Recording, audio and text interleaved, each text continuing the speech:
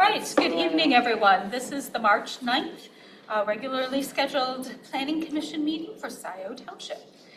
That, roll call, please. Walsh, here. Moore. Here. Hyde. Here. Culbertson. Here. Hindle. Here. I'll note that Brandt and Fletcher are known absences. Yes, thank you. All right, adoption of the agenda. I move adoption of the agenda. Moved by Moore. Second. Supported by Hindle. Any further discussion? All those in favor, please say aye. Aye. Aye. Any opposed? The agenda is approved as posted. Communications and correspondence. I do want to note that we did receive several pieces of correspondence on the agenda items this evening. We also have some announcements from Lima and Sylvan, and the legislative analysis. Do you know The housing stuff? that? Yeah. So, You want to that, say anything about that? well, just that I provided the 3 housing bills that are currently in committee. They're in the Government Operations Committee in the House under review.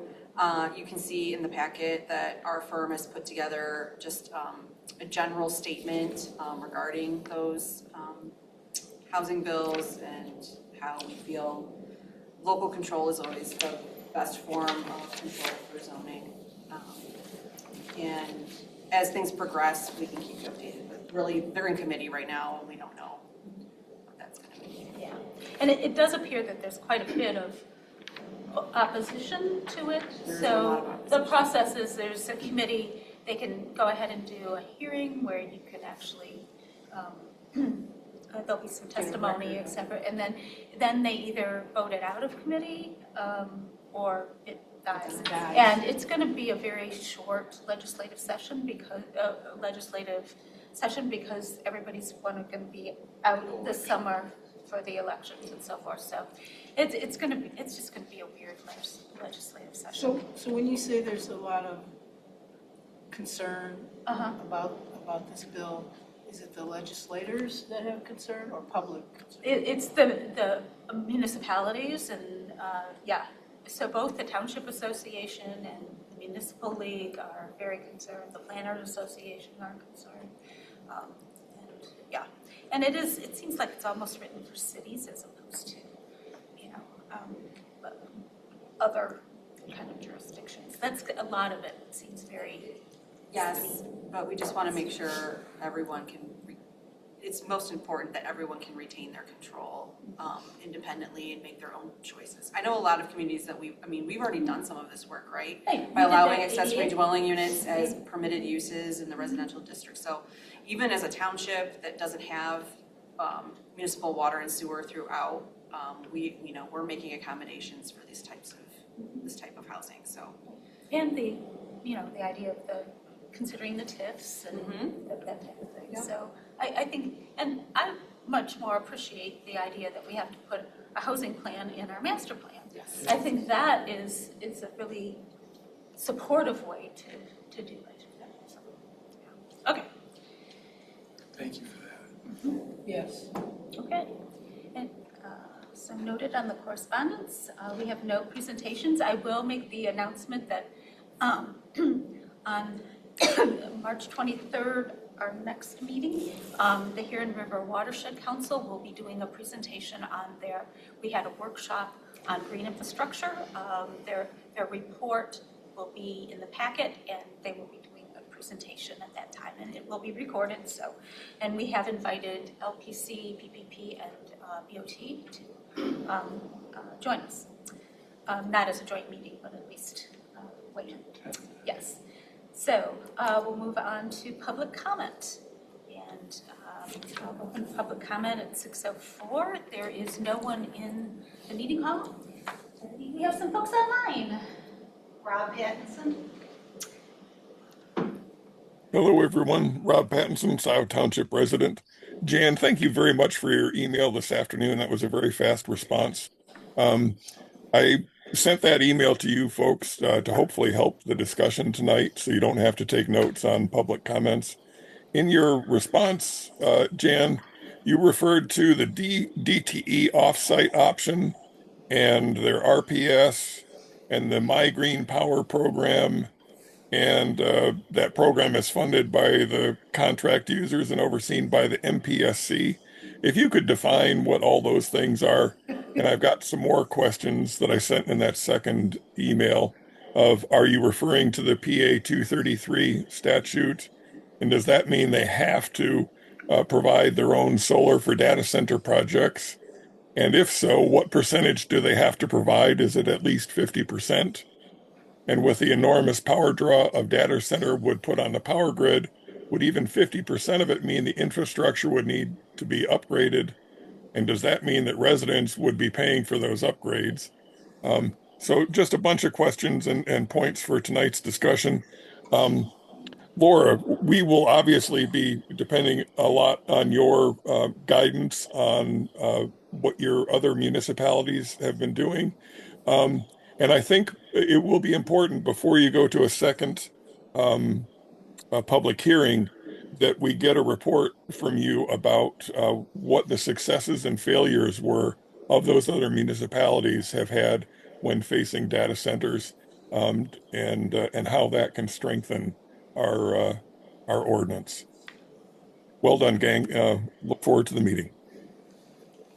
Thank you, Rob. And yeah, as we go through the discussion, we can hit on those things too. All right, anyone else? All right. Well, one of the things I was just thinking about Rob was saying that is we want to get this done as soon as possible, so.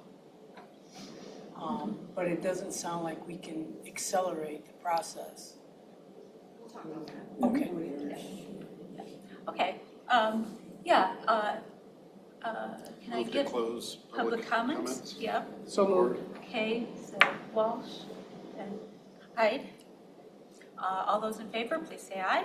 Aye. Any opposed? Public comment is closed at 6:07. Okay, moving on, we have approval of the minutes of our 2/9 meeting. Are there any additions, corrections?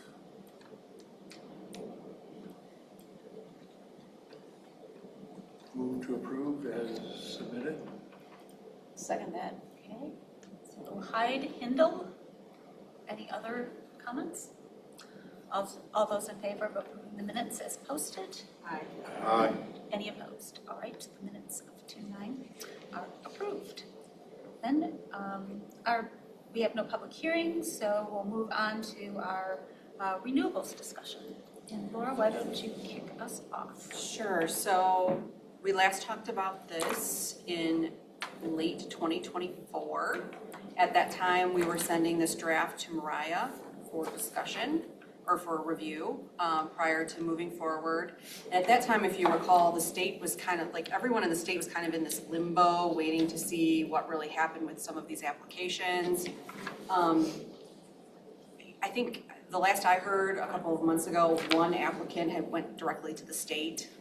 All other applicants or potential developers for renewable energy projects have gone to municipalities. I don't know that the state statute or their willingness to be flexible with some of this development really panned out. I think because of a lot of what the locals kind of came back with. So this is the same ordinance. I did note just a couple of changes that Mariah was interested in making, just kind of cleaning up some language primarily, and then getting rid of a couple of comments. If you recall, we did not have a public hearing on this yet, so that would be the next step, is setting the public hearing. I think it is a good complement to the data center ordinance, and I think if we could move them together, I think it makes a lot of sense. So if we were to set a public hearing for one, I think we should set them together and move them forward to the board at the same time too. So if one's ready and one's not, I think we should just wait till they're both ready. So if we set both of those on the same day, I think not so much this renewable energy ordinance, but that data center ordinance is gonna, I would think there'd be a lot of people having something to say. Well, we already had one public hearing on the data center ordinance at the That's right. WISD, and we had a handful of people. And we can talk more about that when we get there, but I just think it makes sense to run them together. And I really don't see, we don't have any, I haven't spoken to anyone in a concept meeting, on the phone, through email, of any developer that is interested in a data center in Scio Township. I think there are a lot of reasons for that, and we can talk about that when we get to that agenda item. But I'll leave it up to you to talk more about, if there's components of this ordinance you'd like to talk about more closely in this discussion, or if anybody has any questions. I have a correction, a grammatical. Sure. Under the surety, there's no page numbers on here, so. On mine there is. Well, it's They not start at the to, bottom. they start after the page numbers, they start to be ones all the way down. After page 8. Surety. Let's see. So what Do you know what the section is? Sure. It's standards for all Schedule B renewable energy facilities. number? That's, So it's C. Oh, under IV surety, yes. surety. Okay. it should read, a letter of credit, cash deposit, or other security instrument found acceptable to the township board will be posted by the owners, yes. not will by. Thank you. Nice catch. Read over it. Yeah, so I was wondering, the integration of the energy storage facility, because we sort of have those in both, I believe. The battery storage? Yeah, in both ordinances. And I wanted to, I think we need to look at both of those because, and also the sound portion of the renewable energy ordinance, because if they do have the energy storage facilities that have any kind of, if there is any generation at all, we might get into the low, we might want to do the same decibels at the property lines in both of those ordinances, just to be consistent. And I thought it did. They were all 55. we had, In the new high resource demand data center one, it's a different. Oh, in the data center. It's a different noise calibration.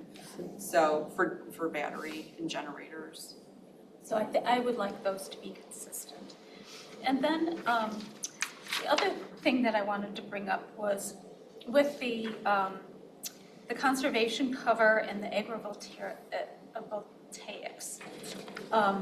It's as I've asked the Washtenaw Water Resources Commission, and they require a first flush off of solar. And one of the issues with when you're doing agrivoltaics or you're trying to do the native plants, that one of the things with the that then requires you to deal with the soil and put in, some sort of infiltration and that type of thing. And the idea of doing the native plants and the cover crop, it would have to be a continuous cover crop for the agrivoltaics. It sort of defeats doing that. And so I did reach out. I'm trying to meet with the Watershed Council to see if they could understand a little bit more about those, because if there's a certain spacing. Why are they saying that you have to do something to the soil? You can grow crops underneath there. Yeah, and they would I've done a lot of absorb the stormwater. investigation of doing something like So this. but the idea is that's not the way the regulations are written, and so if they have to comply with that, it's very hard then to do the agri-solar and the native cover crops without. Whose regulations? State of Michigan? No, this is the Washtenaw County Washtenaw. Water Resources Commission. County.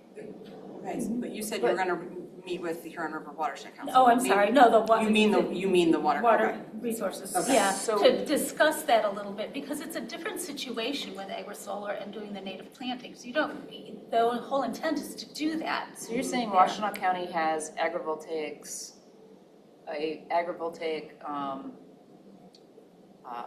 Regulation? regulations? No, it's No, just it's just so, solar. it's for the It's for the stormwater management. stormwater management. I mean, they see this as a Impervious. improvement to the land, and so they're gonna require you to get a stormwater review, and they could make you modify the grades and and it might, what Jan is saying, it might impact the allowance for the native plantings underneath.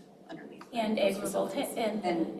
And And farming, Right. actual farming. Right, and we'd much rather encourage those things. That's ridiculous, yeah. It's Well, amazing. you know, but they don't Good think, catch. you don't think about things like Yeah. that. But they're Yes. trying to solve a different problem. Yeah, Exactly. they are, exactly. They're, And they just need to take another option into account. So I was thinking, there are two ways to approach it. One, we could exempt them if there was a certain spacing and, you know, a certain, you know, height, you know, you wouldn't want to do it if it was a 100-foot panel or something like that. But don't you think this is also something we would deal with at final site plan, or, you know, at site plan review? I mean, they are gonna have to demonstrate to us that they can meet our requirement, Right. and they're gonna have to demonstrate that they can meet the water resources. So I think, from my perspective, why are we trying to solve a problem that someone else should be trying to because solve? there's so many variables. Because we You want, could be doing farm, you know, you could have animals under there, Yeah. you could have pollination, you could have actual plants that you're actually farming. So there's multiple different, you know, things that you could be doing how with about if we agrivoltaics. just put the planning commission has the power to waive the stormwater requirements for, I don't know that we have the power to waive Yeah, I don't, We don't stormwater have that. yeah, I requirements. don't think you have that. but- So, I'm correct, We don't have that No kind of way. power. no? Only our own ordinances, not some Because other- our ordinance would overwrite this, that they have to submit. No, no. Washtenaw County will But we override us. have certain criteria where they don't have to meet it. If it's less than 10. If it's you know, less 10 than 1,500 square feet. Yeah, no, but I'm just thinking, That's but nothing.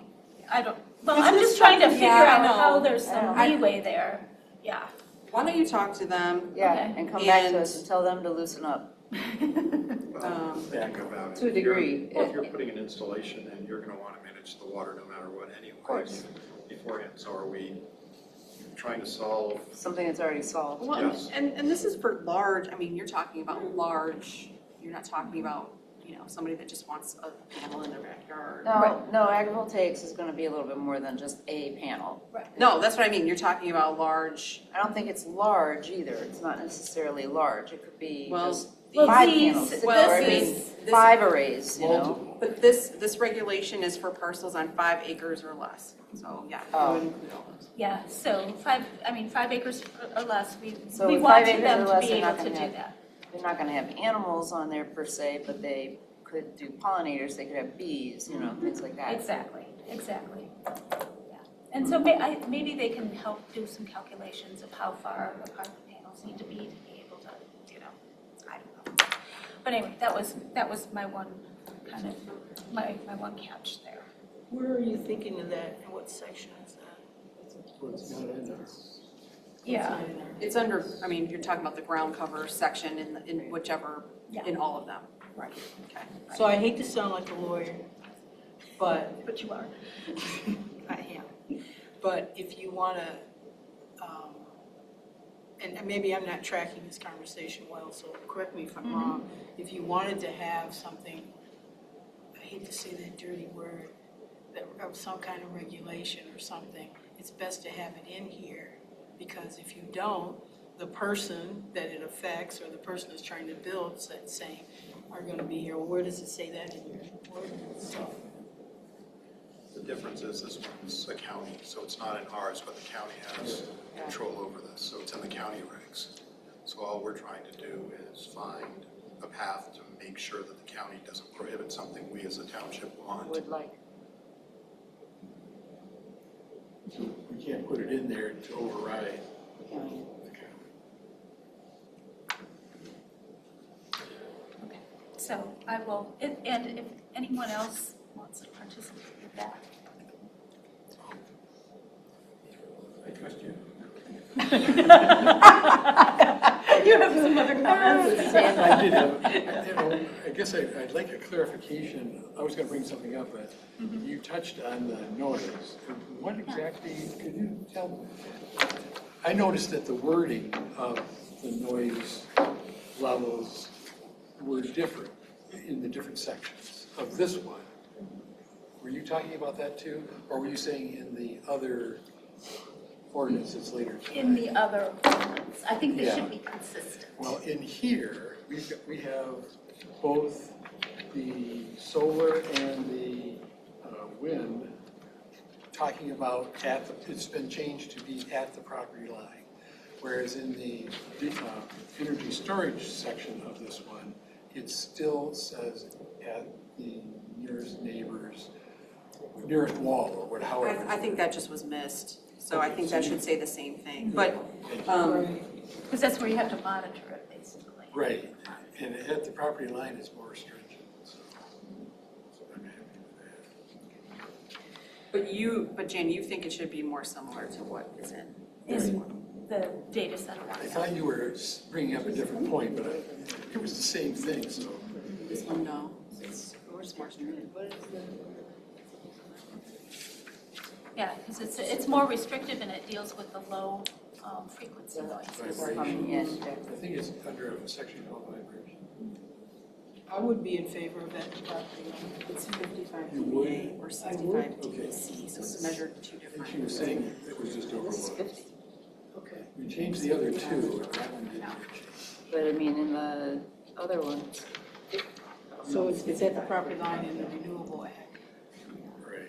And then I think, yeah, I have to go back to this too, to see if there was a different one for residential versus industrial, but I think, well, For renewable energy? not for the, there was some discussion about whether it was different for a residential property line or, but, No. yeah. Okay. Get- Just property line. Property. Yeah, I do like trying to run them in parallel because they are related. So I have a question about, I'm sorry. are we Keep going. Done with the renewable? Oh, are we, no, we haven't passed on. You haven't, so I just need some direction. Do you want us to see this again at your next meeting with changes? Are you okay with changes and having a public hearing? Setting a public hearing? You're going to incorporate that. I will incorporate the changes we talked about. Yep. Yep. Okay. You'll remember? Are you doubting me? We'll check, I'm don't sorry. worry. he's got it all together. No, I'm not. And then the other would just be review the battery storage sections of these, make sure they're consistent, yeah. Okay. By that time, you'll have met with the water commission. The watershed, the Water Resources Commission. Resources Commission. Hopefully. I'm sending them a link to like 5 webinars. Yeah, okay. Then, well, thank you very much. That will, there'll be corrections and we'll try and run these in parallel. So next, moving on to high resource demand facilities and data centers. And I did email folks about the counties. They were doing a workshop on these, and I am not able to attend, but What date is it? it's in March. God, March is getting busy. I cannot go to that District 2030 thing. That's okay. Oh, that's on March 27th. Yeah. I'm signed up for it. Okay, so that'd be good, because I thought it would be good even, as we're going through this. Isn't that the one where there's a waiting list? No. Okay. No, I have it in that my was- calendar, I have not registered. Okay. But yeah, it would be good, if we have at least one person there, I think that's helpful. At least another person, nice. Yeah. Well, there may be a trustee. Sure. That That would be good. actually, maybe email Kathleen Are you saying I can't go? No, not at all. Do you want to come? Let's go together. Okay, go. Check my calendar. What time is that? At 1. 1 to 3. I have a trainer session at 4:45. You can make it. Did you travel all the way from the Learning Center to To Scio, Chelsea? back to Ann Arbor? Oh. I'll think about They'll run it on time too, so, Yeah. yeah. Okay. All right, let's move on to our high resource demand facilities. So the last we talked about this was at our first meeting in February. We did hold a public hearing, but it was based on the first draft, which was just data center regulations. You know, this has been moving really quickly, and our firm put together what you have in front of you now, what I called at that time an alternative high resource demand facility and data center ordinance. And this is really geared to not just data centers, but other facilities that might be high resource demand need that we don't even know about yet. So if they're high water user, high electricity user, high sewer user, et cetera, any of those uses would be encompassed in this ordinance. After we met in February, Bob and Kathleen and Jan and I met and talked through this draft, and I made some modifications. There's one, Jan, that I did not put in here yet because I wasn't sure about your 100% of the annual Process energy. I wasn't sure which category that fit in, so I will add that. Well, but we only need to have it once. Right. So I just wanted to make sure I put it in the most applicable subsection.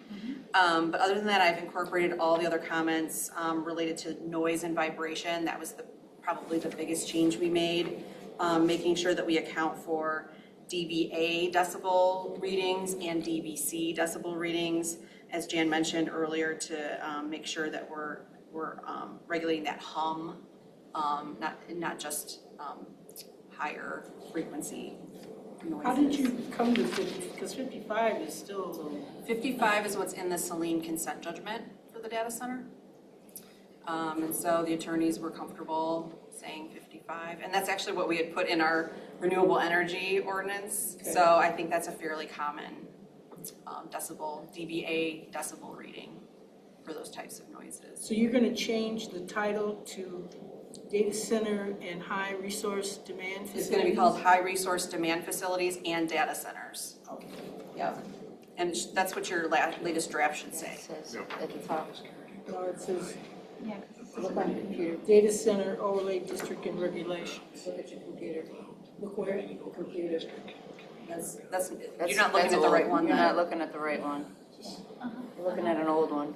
This one's dated 2/24/26. Yep.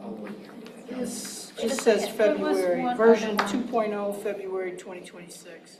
That's I think that probably- This was is what I 25. downloaded from our. that is information provided That's- by Jonathan Greenberg and Rob Pattinson. That is not the version that we're discussing. That was information provided. That was a suggested Yeah, I wanted, ordinance okay, Oh, wow. this was, by a township. Laura, this is the one, the noise standards, I thought it was relatively straightforward, from the Lynn County. That's the one I use. Okay, but this is daytime, 55 dBA A-weighted, nighttime, 45 dBA A-weighted, low frequency noise at all times, the 65 C-weighted. So it did do a reduction in the E. I didn't see that part. I just saw. So make sure you send me the exact part you want in here. Okay. Because I just read through it All right, and great. I thought I found the noise Okay.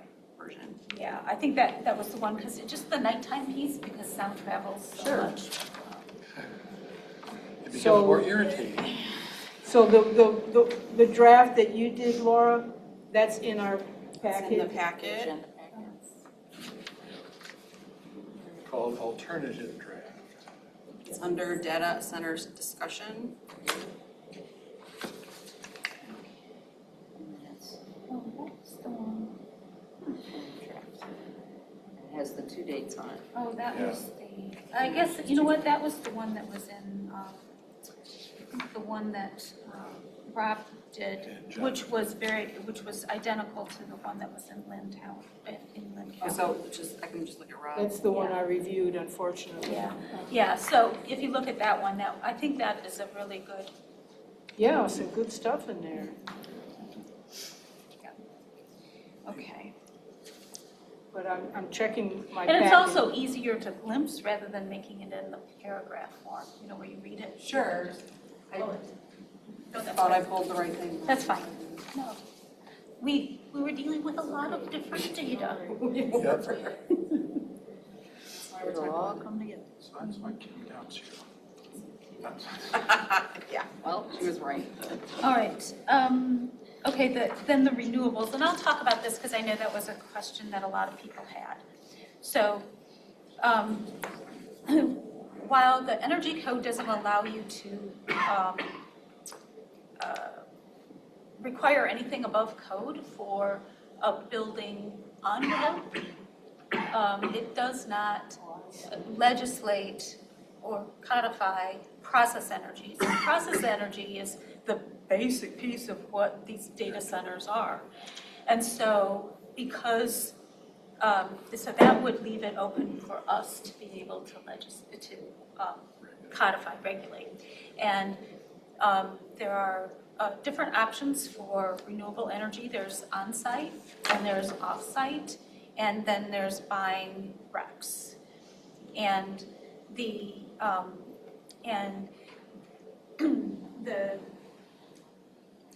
DTE has what's called their My Green Power program. There's a voluntary program, and there's a contract program. The contract program is for big users. The U of M, the Ann Arbor Public Schools, a lot of Ford, so forth, have contracts for renewable energy with DTE. And what the My Green Power program does, it is regulated by the MPSC, which is the Michigan Public Service Commission. So they have to meet it's a legal document called a rider.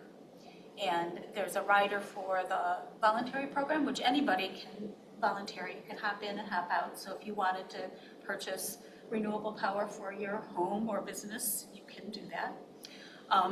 And they update the cost about every June, and it's the MPSC again regulates how they have to do that cost. And so this is additional renewable energy. They can't use it for and the RPS renewable portfolio standard is set by the legislature. They have to do 15% currently, and they have target dates to raise that with the energy legislation that was passed. So all of this is in addition to that. And they do it by investing in solar in Michigan, so it is close to the grid, et cetera. Then the way the cost is done, and I can't say for sure that the intent of the MPSC was making it a separate program, so the people that contract for it are the ones that are paying for it. So if you do the voluntary one right now, it's like an additional 1 point so many cents per kilowatt hour. The contracts are based on when and they do the contracts, you have to contract for this 5 or 6 years in advance typically. And then they do the calculations of how much it costs them to get that facility up and rolling, and that is a part of the cost. And it's typically less than, for these contracts, it's less than their typical power would be. So that's how it works and how it's regulated. So that is an option for them to do. The other thing that they can do is called buying RECs. And that's what I wanted to look at a little bit more in this ordinance. And they also have to be E-Green certified, so there's a third party that is also saying that this is additional renewable power, et cetera. The RECs get into a lot more, I really want to keep it to the utility program, because once you get into the RECs, there are unbundled RECs. It's kind of a wild west, and you never know if it's truly additional, where that might be, and it's just not as solid a program that you can count as being additional renewable power. What does So- rec mean? Renewable energy credits. Credits, okay, recs. So I think, I mean, as an ordinance, I think we want to be more general than prescriptive for some of these things because. But we could do a utility green power. Yeah, a yeah, yeah. Utility green power program would be a general way of, as opposed to this power program. But they would just be telling us what they're gonna do, right? So we can just say, we want 100% of the annual process energy has to be generated. That can be in our ordinance, and when they come to us, we can say, okay, how do you meet this criteria? And they're gonna say, through this or through that or however, or, we're gonna have some on site, we're gonna buy RECs, we're gonna do whatever, right? Yeah, we may need to have a little,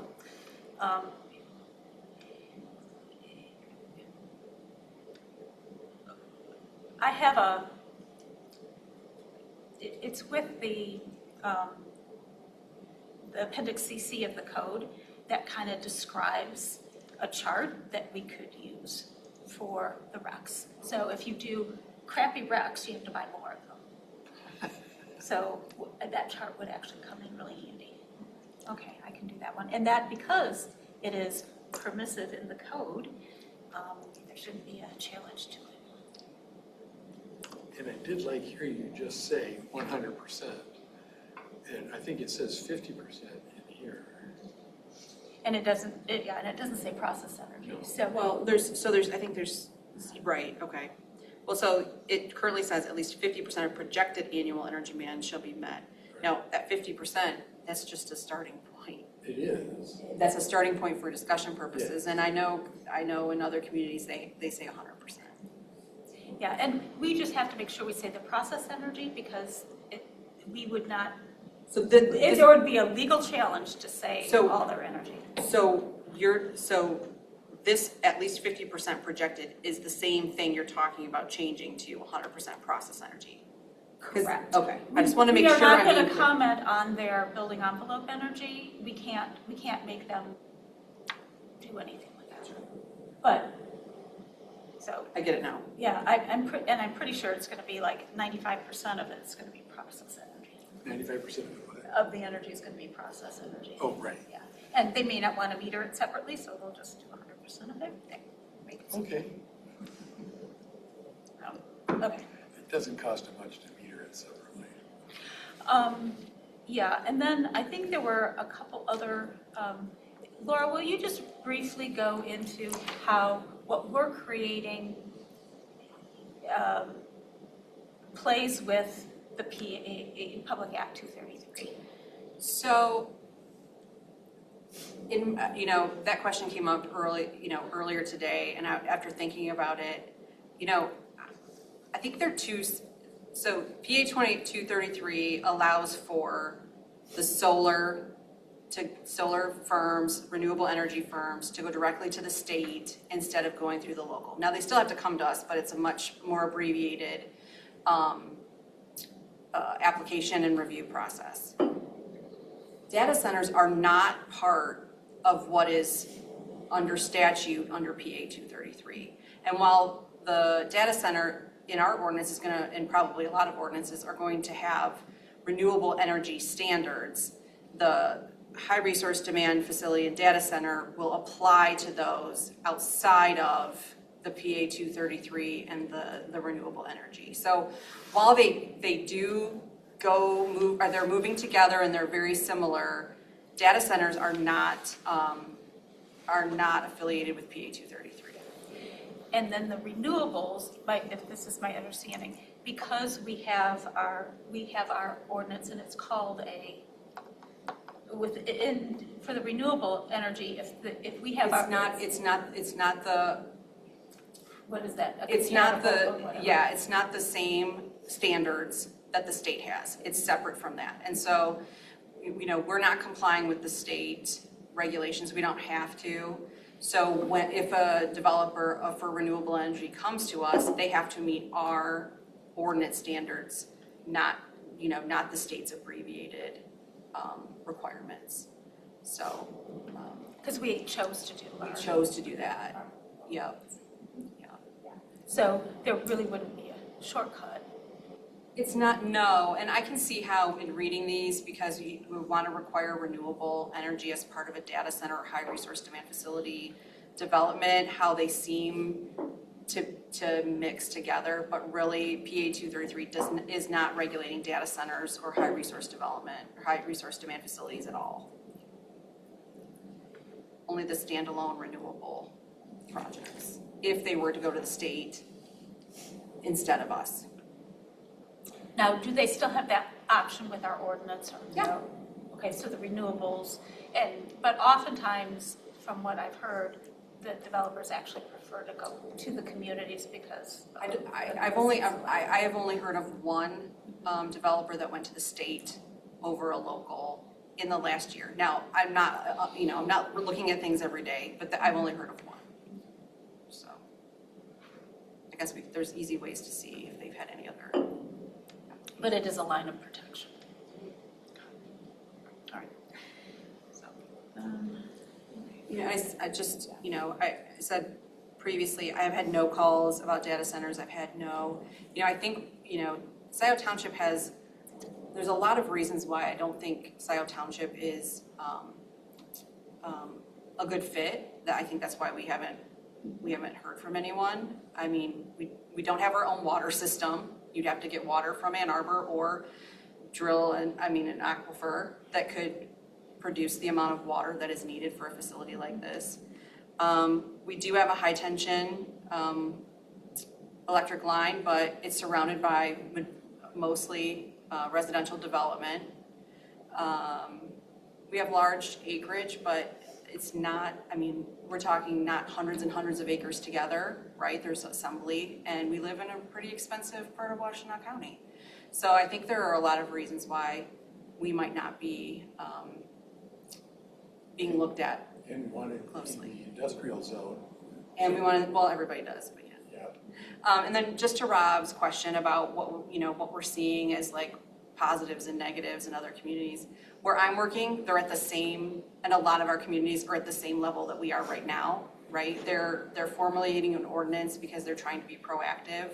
The majority of communities have not been contacted in any way by a data center. We're only hearing about the few that have.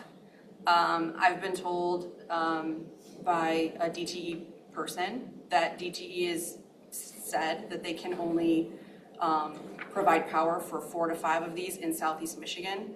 I know of like 8 applications. So, a lot of this is they're trying to figure out which sites are going to go first and, what's going to work for them. I don't think that we're going to see 8 in Southeast Michigan.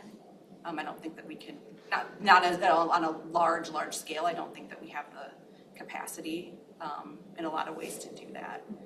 So there's a lot of fear, and I get that. I don't want this where I live either. And even though we work for a lot of communities, we don't have a lot of communities that are. There's no pass fail, right? Like Saline, they didn't have an ordinance. There was a consent judgment. They're allowed to construct. I think it's in South Lyon or Howell. Their ordinance was antiquated, and that got through the planning commission, and so I think we're doing everything that we can. What do you think is our timeline? I think sooner is better, but I also don't think that we're on anyone's radar. and it would be very easy to do a moratorium if something did come in because it's under development. I think that would be a very reasonable. A moratorium on any sites Yeah. until we complete our ordinance? Yeah, I think that if you're in the process. Yeah, but there's no urgency. There's no one The asking state's about it. considering putting a moratorium. Yeah, because they've heard a lot of. Wish they'd consider taking away the incentive, the tax incentive. Okay. Yeah, a couple other things. One, I just wanted to point out that there was a question about the water. And on page 7, under water conservation, we do say that closed loop systems are required. So a closed loop system isn't going to use the type of water that people are concerned about. And Closed loop systems are not gonna use the amount of water. Right, Correct. there's one input basically with a little bit of makeup, yeah. And there are systems now that are actually water generating. That was interesting, I hadn't heard that. until Yeah, you brought it's it up. it's pretty interesting. That's it. The other thing is, I do not think that we can legally require a certification, A what? a LEED certification, because that has to do with making it above code. Well, we can put it in here and have somebody tell us they're not gonna do it. And That's up I to mean, you. I could see requiring it for the large ones. I'll get into trouble with USGBC, but we're worried about the water and the energy use. And I think we have a lot of other guidelines with sites and so forth that this is, All's in the building code? yeah. But then it gets back to the discussion we had earlier, if we're taking the renewables and this together. To me, and it doesn't sound like the urgency is there. The fear may be there, but the urgency isn't there. I think the renewables in really good shape. I think this still has a lot of questions. Are we going to agree that we're going to have a good, high resource use data center when it goes through, that we may come back in a year and go, let's fine tune it, or are we trying to fine tune it now, in which case we slow down both? Because I think we take a good one forward and we come back and say, as we look at this and as the information changes, we fine tune it. I agree with that. So I'm on the LED. I'm neither buying or selling. If it makes it easier to go forward, take it out. If it doesn't, I say leave it in. And if someone wants to object, so be it. So just as a sidebar, this ordinance was written to be very difficult, restrictive. And so, I mean, that's its purpose. So if you want to make it less restrictive, that's fine. But its purpose was to really make every effort for it to be difficult and restrictive. And I don't think I want to necessarily restrict some of the other, the smaller, the smaller ones, because those are, part of business and so forth. It's Smaller just what? The smaller, Accessory or the accessory and the, what was the middle one? small? Yeah, to under 25,000 square feet. So I wouldn't want to, and I do think that you can do that when you can use it for incentives, but I don't think you can use it as a requirement. So you could say So, we Jan, would I'm trying to follow what you're Yeah. saying. LEED certification requires that the building perform better than the energy code.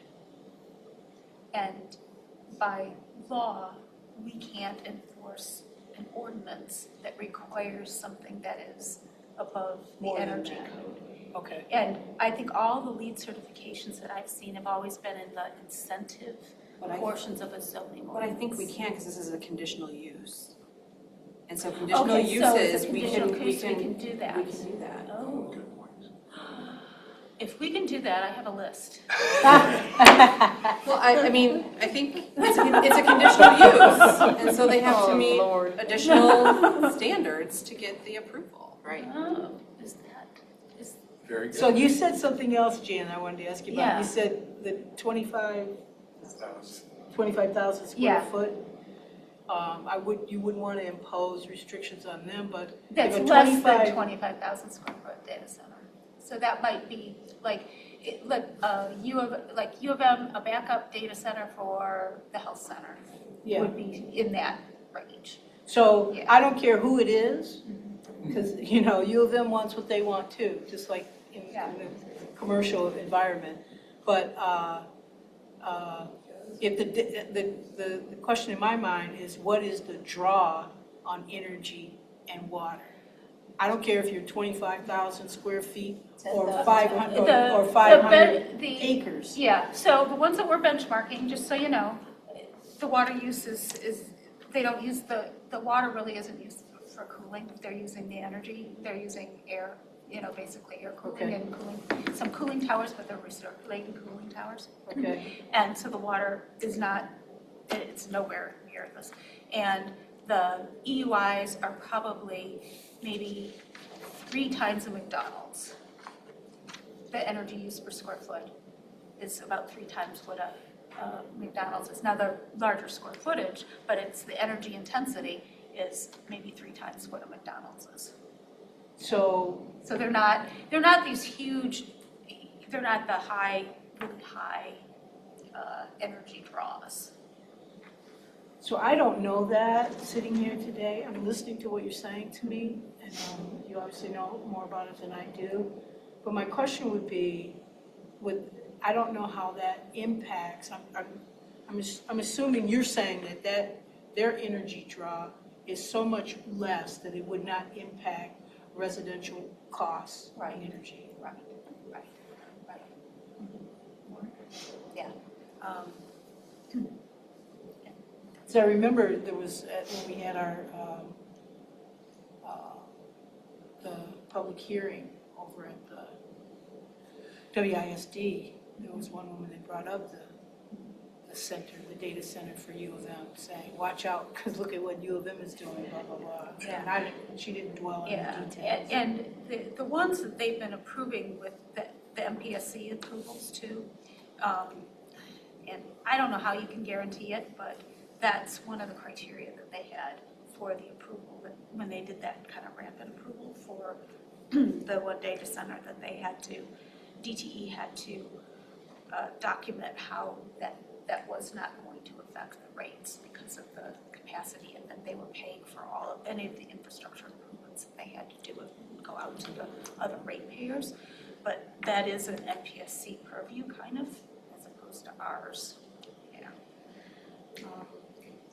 Okay, so that's a good way of thinking of it. So if we can do that with conditional uses, will you run that by Mariah and just? She's already read this. Okay, well, I mean, That statement. that statement, that with a conditional use, we can require something above the energy code or the building codes, the building and the energy codes. That would be the question. If we can, then we have some ordinance updates to do. Well, let me get back to my, Yeah, go ahead. are these things that need to be done now, or are these things that could wait until we start perfecting? Added. Oh, Jan was She's just talking about other other ordinances. Yeah. ordinances. Not even just Oh, this one. oh, No, okay. no, this Oh, is, but this is Sorry. just a specific question for, Yes, that would. that would be okay. nice to know. So Bob, if I'm reading you right, I think you're saying that we want to get something on the books. Well, and you and I have been And in then- alignment on that. I Yeah. think getting something on the I'm in books alignment with you on that Yeah, too. I think that's makes fine. sense. We're all in agreement. Yeah, I think I I think don't- our residents want it too. yeah, I think the residents want it. Yep. I think we're too expensive, but I'd rather Yeah. have something on the Yeah. book just in case. Absolutely. Because if these come Who To wants- make it more expensive. Who wants to go to a lawsuit? You know? If they're throwing billions I have a around, question about something Oh, that you yeah. said. Uh-huh. So, Yeah. Bob, are you, I'm done. okay. I have nobody I to think provide. we're in agreement with Yes. that. Okay. You just answered my question, I think, my next question, and it had to do with cooling towers. Yes. So with closed loop systems, you can still have a cooling tower? Okay, I did not know that, so, We got rid of all provisions in here about cooling towers. you know, there's still a statement in here. Page 4, paragraph 1, in parentheses, it mentions cooling towers. Yep. Now, if we can have a cooling tower with a closed loop cooling system, then I don't care. Well, I'm asking, we're removing all of them, so should we be It removing doesn't them all? prohibit the cooling towers, you just have to have a closed loop cooling system. Okay. So if a closed loop cooling tower can be a closed loop cooling system. I heard you say that, Yeah. and so I went, maybe that, I didn't realize that you would have something called a cooling tower. I always thought cooling towers were where you misted and evaporated, and that's, you threw away the heat by throwing away steam, in effect. So a steam cooling But tower. there's nothing cooling the water. Well, in this Other case, than air this- would be cooling the water through an air-to-water, a water-to-air cooling radiator, in effect. That'd be part of that's how I understand a closed-loop cooling system to be. So you're saying you would throw that air up a tower, and then it would be called a cooling tower? Okay. Yeah, it's, It yeah. doesn't they're- throw water. They are the things that, you can see them, because you do see The heat. the mist, above the cooling towers. Not mist, I hope. Well, it's water, like water vapor. It is. That would water vapor. be an open-loop system. But what they do with the cooling towers is they recycle. I mean, there is a little bit of makeup water that goes into them, but what they used to do is just do a through loop. And so they would constantly run new water through those cooling towers, which would not be a closed loop system. So a closed loop system, it does use a little bit of water, but no way, what open loop system. Okay, So there is, terminology. it is not like zero, but it's a minimal amount of. So it actually does evaporate. Oh, you can get it for that. A car is a closed loop cooling, has a closed loop cooling system. You don't throw water away except by leaks. And then, of course, you would have to have makeup. Yeah. So that's what I thought it was. Yeah, I'll look, and if you want to, I can check on the water use. But it's a huge difference. So these guys that are doing the open loop cooling is Oh, yeah, where that's they're a lot of water. away.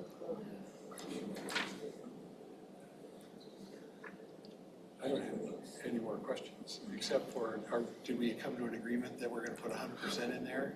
Yep. Renewable energy? Yeah, and then we're just gonna check on the conditional use. Conditional use stuff, and then we're gonna make sure the noise stuff is right. And I sent Ryan an email. Do we need another public hearing? We should do another At this public hearing, because level? this is a completely different ordinance than what we I get it. There's no- noticed the first time, so Yeah. we will do that. Now, what about Rob and Jonathan's question about an overlay district being more restrictive and would help us? What is your, I know you've already explained it to me, but to them. So if we had an area that we thought would work best, then I think that we could consider an overlay district. But in order to meet the resource demands of what these facilities need, they really would have to be in the Jackson Road overlay district. And I don't know that, we have very little industrial land, period, in the township. And I think we're actually more restrictive by allowing only large scale to go in industrial areas.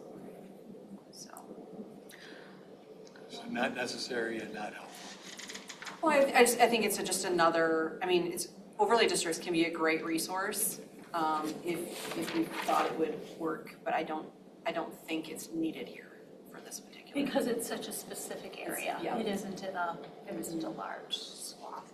So when we look at what we're doing when we look at the Jackson Road corridor zoning, we want to be very careful that it doesn't open up additional opportunities. I don't think it won't.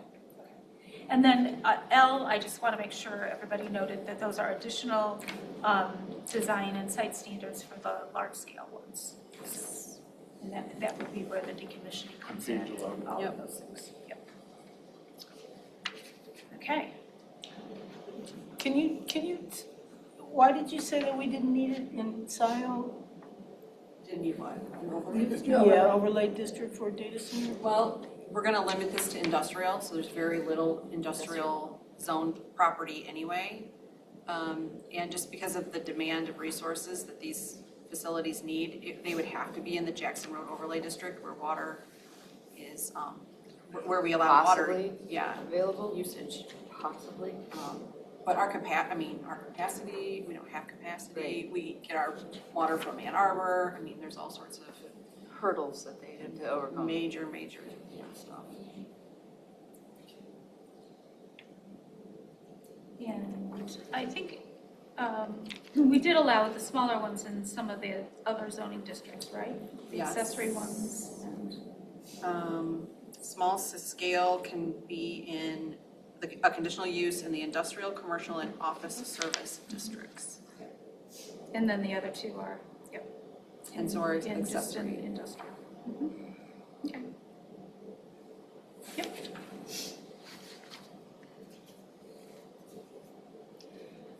All right. Sorry, I didn't read this one. Rob and Jonathan are happy to hear you read there. I did. Yeah, no, I well read theirs. researched. I was like, this is nice. Okay. Any other? So next step. Public hearing, revising and public hearing. So if you're okay with Dan and I tweaking this, doing our little research to make sure it's right, we can schedule the public hearing with renewable energy, and you can see the full draft of both at the, prior to the public hearing. Yeah, Okay. moving on. Thank you, Right, Rob. no, I thought that was, I just Yep. wanted it officially out there. The first day we could do a public hearing is the April 3rd, the first meeting in April. I bet you want to get this off your plate. It's been a lot of work. I've been talking about data centers every day for about 3 months, so if I could stop talking about one, I'd be really happy. Probably not. But keep trying. When would we notice? I have that at my desk. It would have to be noticed next, but it's a general notice, so none of our subsections are going to change. Okay. Because I'm just thinking if there's any feedback that we get from the 27th. No, it'd be noticed then. Okay. Do we want to wait one more meeting, or knowing that the county thing is happening on the 27th for any kind of feedback? That's Yes, March no? 27th. Yeah, I say go for it. Just go for it. Great. Okay, please go for it. And we can, the board It can can be- still tweak it. Exactly. That's true. We can tweak it at the hearing, Exactly. just because we notice it. Just go In the for it. process. Get it done. Thank you. Again, the residents want it done. Yep. Okay. Excellent. Thanks, everybody. Move to adjourn. I'm not quite there Second. yet. I have another. All right. You do? Okay. We have Something else? Yeah. no new business, but we have our reports.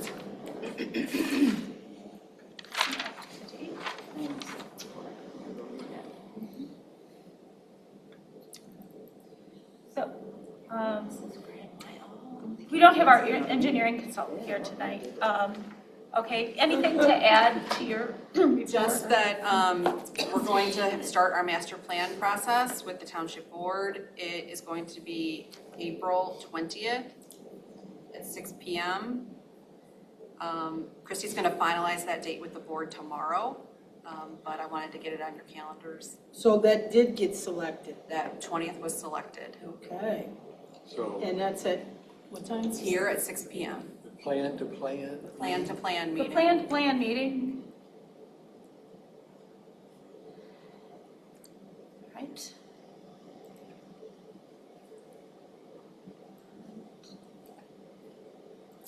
All right.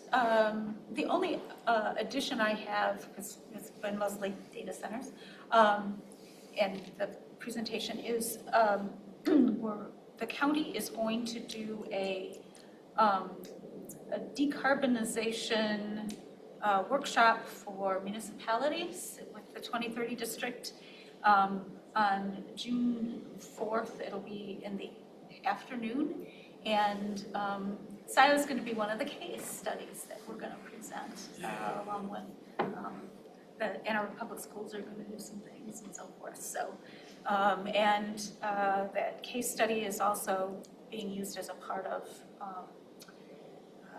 outreach to other municipalities, and it's neat. People are starting to look at solar. They have the Eagle grant is out again for that. We were able to get the $100,000 Eagle grant for this. It's down to 50 now. So we kind of got that sweet spot, which is cool. Anyway, yeah. What's the date? It'll be June 4th. It'll be like an afternoon kind of thing, yeah. Is that the 2020 district? The 2030 2030. district and the resiliency office are putting it together for all the municipalities. So, I don't have a BOT report from Kathleen. Zoning Board of Appeals, pretty short, no meetings. No meetings?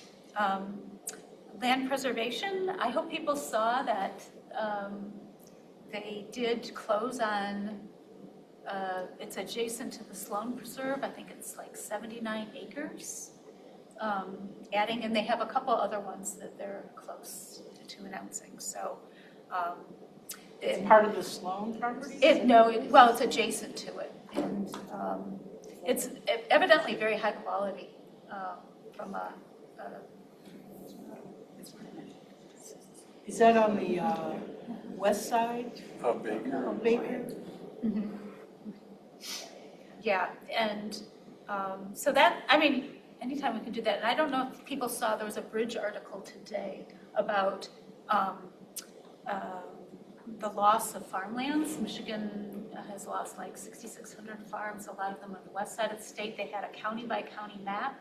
Washtenaw County has actually increased the farmland between 0 and 10%. So I think that's, Wow. yeah. And not very many counties in Michigan have been doing that. I was just reading an article about the loss of farms, like compared to the 60s, we had millions of farms. Today we have far, far fewer nationwide. Bigger, fewer. Yeah, PPP.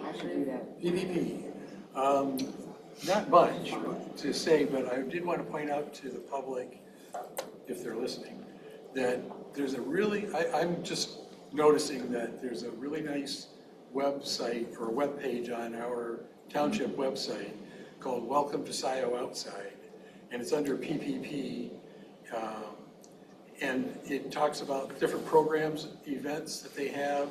Like this Saturday, there's a vernal pool party where they're going to meet after dark at Van Curler. It's closed. You have to get a ticket. It's a free ticket, but they want to limit the number of people that come to any one of these events, and it's sold out, sold out. But there's other events that people can be looking at, like backyard birding, and they call it nature detectives for kids. So it's a way to get people involved in our parks and preserves. And learn. Yep. Okay. And, there was one other thing. Yeah. PPP, the pathways. Tomorrow night on the Board of Trustees agenda is an item to discuss options for moving forward on the North Z. I think it's phase 5 that is hit a snarl. So if anybody's interested in hearing what's going on, it'll be tomorrow night. Yeah. You mean across the river? To get across the private property, it's on the other side of the river, to get connected to the border to border. The plan was to go across a section of that parking lot that they were turned down on, apparently. Oh, the park, that little park, The oh. Swifter or the Sweeper or It's whatever it is? Sweepster, but it's owned by Trier. somebody else. I It's what? forget. Oh. Prior, yeah. Bummer. So that's going to be discussed tomorrow night. Well, that's where I parked to get off Get the more border information, border okay. Oh, trail. on a private parking lot. Okay. Is the dirt parking lot? No, it's not that one. That's Oh, a I'm sorry. park. That's a county preserve, I think. Oh. But it's the business that's on the east side. Yes. Okay. All right. And then, nothing more on the Huron River Watershed Council. Oh, yes, the boot camp. Oh, yeah, when is that boot camp? I didn't have that. That's I can look that up. 18? But let's see. I want to say the 18th.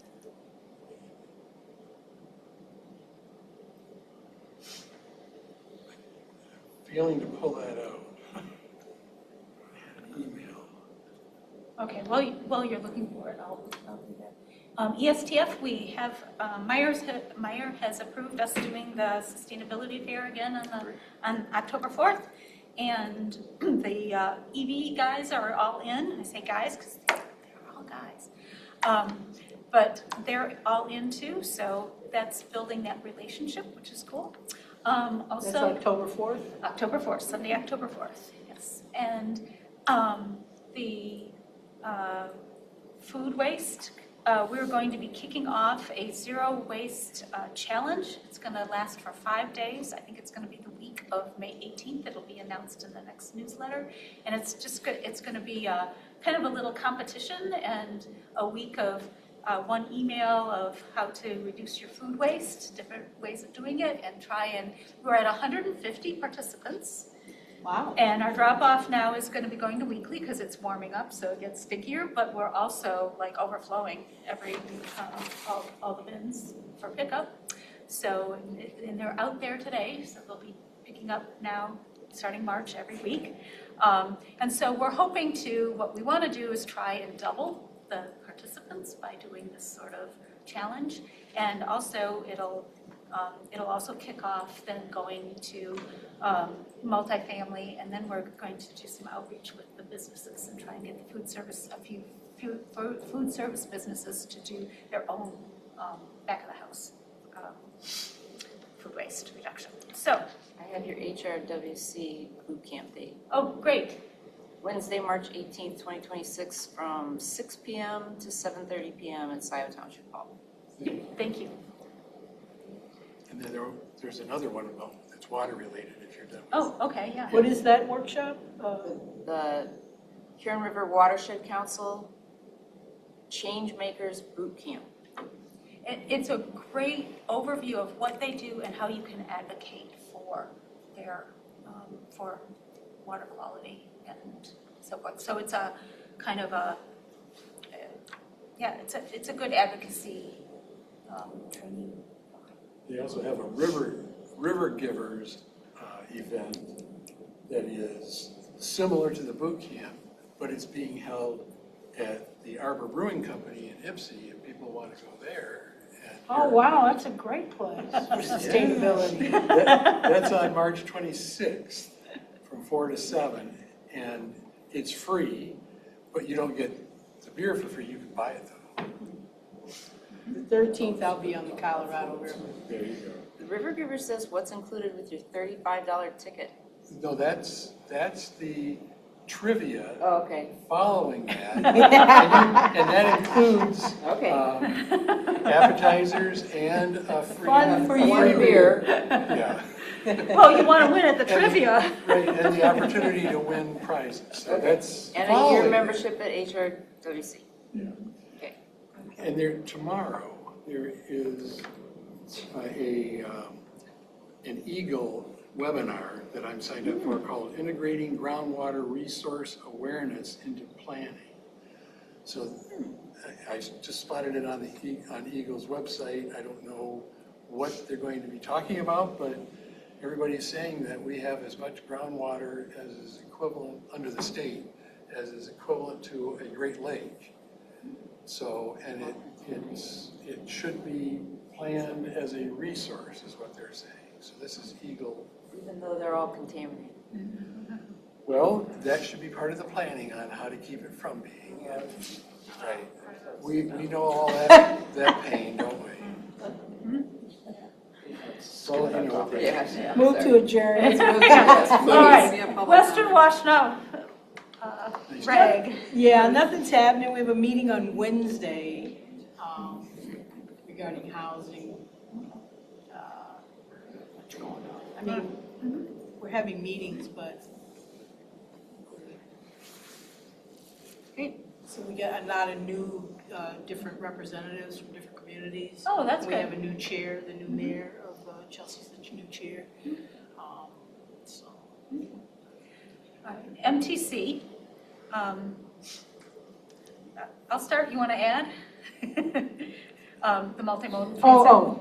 Sure. like Okay. looking around. Yeah.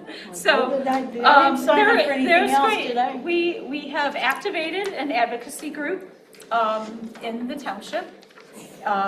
So the Board of Trustees meetings are going to, the public comment will be a little bit longer now. And they'll be coming to our meetings too, which is, it's a good thing, because what it's done is it's brought out people who are actually using the system. And what is inspiring them to come out is it's gotten out that we're looking at discontinuing the line 30 route in Scio Township. Now, the ATA route, but, and, which is good because Marie was here from WAVE and heard some of the concerns, and there's a group that's gonna be meeting at co-housing and try and, you know, and they did bring up some really valid things like strollers and, you know, that type of thing, access. So it's one thing to have access to the public transit, but can you get your kid on it? Can you, you know, is there room for your wheelchair? Is there all these things that need, you know, Yeah, there was some it issue needs to about work. getting a Your stroller. You could get a stroller on the Route 30 bus, but you couldn't get a stroller on the Wave bus. So, but it's all, I mean, it's good. I mean, it's really good to have people that can help, because the financial piece of it is, just so people know, that the costs have gone up so much to do both the WAVE and AAATA. AAATA basically consumes the entire millage just for that line 30 route. And so we can't just do the line 30 route, because then all the services, the connector from Dexter and Chelsea wouldn't come in. We couldn't do the door-to-door. You know, the rest of everybody that couldn't walk to line 30 wouldn't have public transit, except for the dial-a-ride. That is 3/4 of a mile, I think. That they have to do. Within 3/4 of a Yeah. mile of the fixed route. Of the fixed route. So, but WAVE has been very good about, you know, options and so forth. And I think, you know, and the idea is to do implement the WAVE changes first, maybe in October, and keep line 30 going until the end of January. So there's a transition time for people to make adjustments and figure it out. And also WAVE to figure out, and us, what the demand's going to be so that there'd be capacity. So, I mean, a lot of details, but it's definitely, it's good, because I think we're pulling out all of the issues and trying, I mean, you can't do 100%, but you can at least deal with the ones that you can address, yeah. So, Yeah, it was kind of difficult because people came in, they said, you're getting rid of the service. Some people said we're getting rid of the service, so Jan had to like make a statement afterwards. And then there would seem to be some people wanted the Route 30, and they were not, it didn't seem like there was a recognition that the WAVE bus goes down into the the co-housing. the communities, Yeah, yes. that's all WAVE stuff Right, doing right, that. right, it's not. But, so sometimes it was hard for me to follow what people really were really saying or complaining about, but. And I was able to connect Marie to Michigan Medicine. So she's having some meetings with them. Michigan Medicine? The facility on Parkland Plaza. And then hopefully you can connect her to the U of M too. Yeah, because I think there could be some funding there. Oh, great. Yeah. Yeah, when you don't have enough money, you look for more, right? Okay. You become more efficient. Yeah, both. Okay, sorry for that. Efficiency isn't winning the day. All right, and just notice our pre-app rotation, and I'm good for tomorrow's meetings, Kim. Okay. Okay. I'm gonna be out of box from the 12th to the 16th. Because So, Bob's yeah. my backup. Okay, great. Thank you, Bob. March? Yep. Okay. from No, Thursday. April, March. Don't start. Right now. I sent Yeah, it and to I you think in a everything's text. scheduled. That's Everything's scheduled, So we're good. You won't have to worry about something else. Oh, okay. All right, Outstanding. so with that, Move I'll to open adjourn. up Oh, public public comment. comments. And we don't have anyone here, so we'll go online. Oh. Rob Hicks. Hello, Rob. Hi, everyone. Good meeting again. Thank you for that. I've got some questions.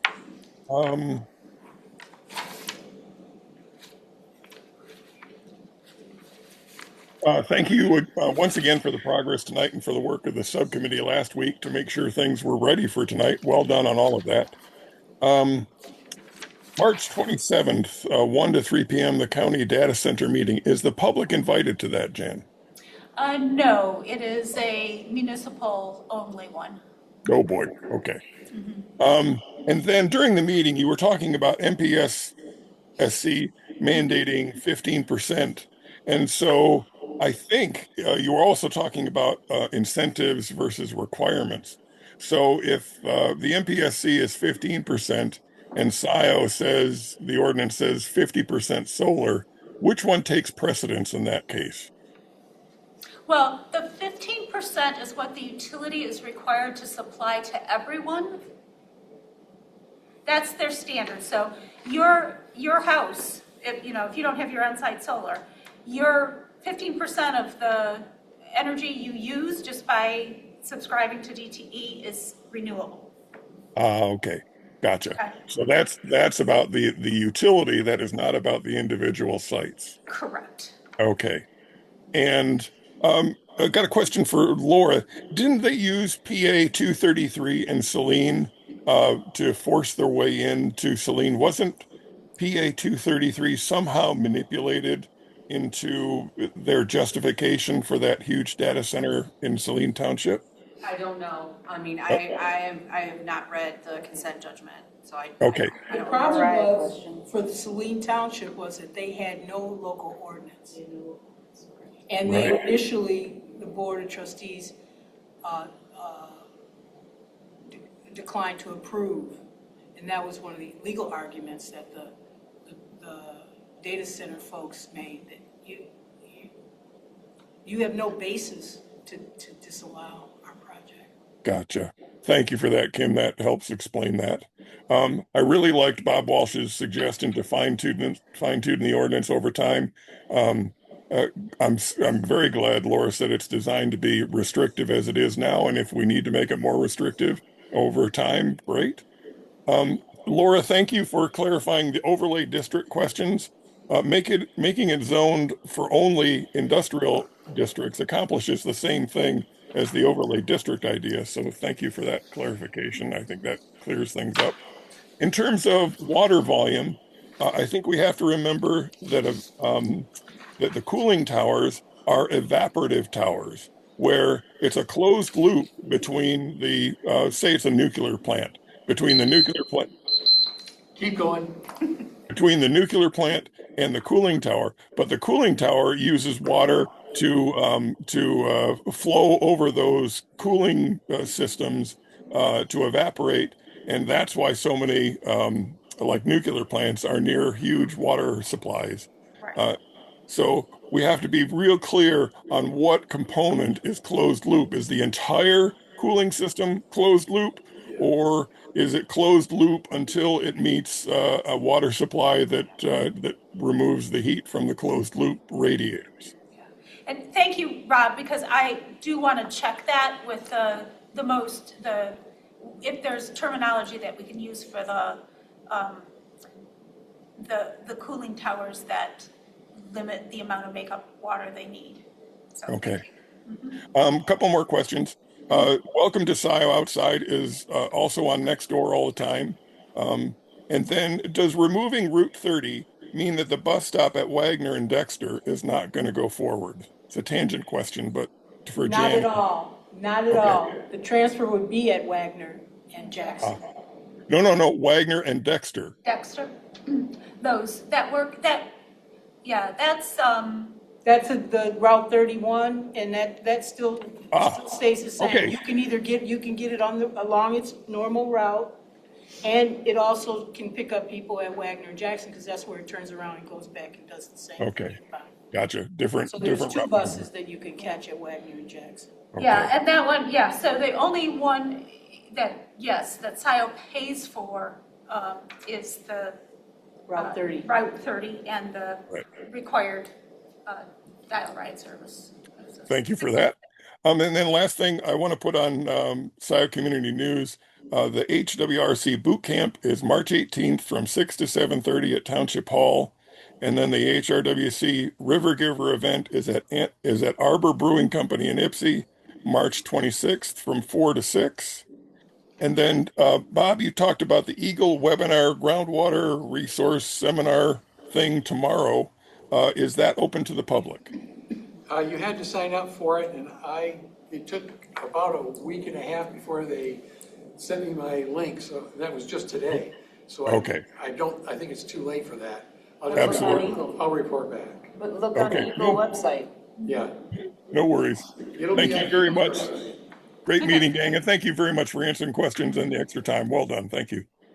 Well, thank you. And thank you for the research you guys did too. It was appreciated, definitely. I read it. Glad to help. All right, Anything else? any other public comment? No. All right, Move to adjourn. Oh, no, move to close. public comment, Second. okay. That's okay. Mr. Walsh. Walsh and Hindle. All those in favor, please say aye. Aye. Any opposed? No.